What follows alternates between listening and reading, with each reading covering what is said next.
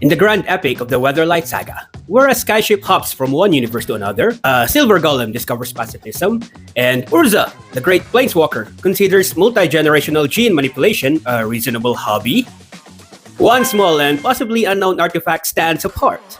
It stands not because it is grand or shiny. It stands not because it is legendary or wielded by a legendary creature. The artifact stands because it's very judgmental towards heartless players like you.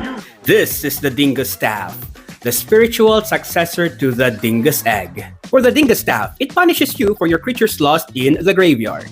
Yes, the same creatures you summoned and promised glory to. When these creatures die, the Dingus Staff delivers 2 damage directly to you per creature lost. Nope, not the opponent hurting you. You are hurting you with the Dingus Staff. Scholars like myself might call this karmic retribution, but this punishment from this Dingus Staff is more like, oh, so you don't care about this 1/1 goblin dying. Then, 1 self-bunk on the head with the Dingus Staff. There's no targeting clause, no morality debate. It simply enforces responsibility and a little care from the creature's master. With the Dingus Staff coming online, board wipes become existential threats. Creature destruction becomes self-flagellation.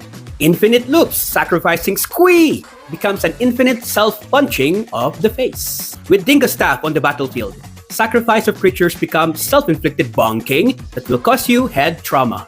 The artwork reinforces my thesis.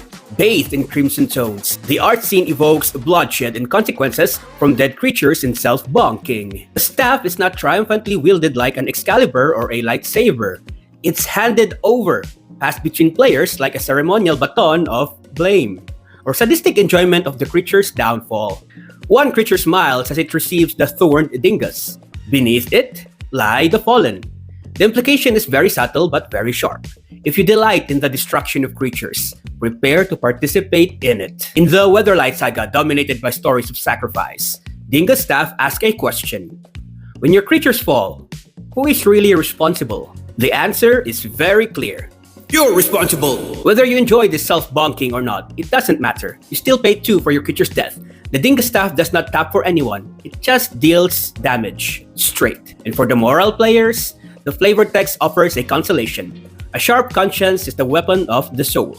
In other words, you should feel guilty for your creatures dying. If you cannot feel guilty for your creatures dying, the Dingus Staff will be handed to you for self-bonking. Bonk!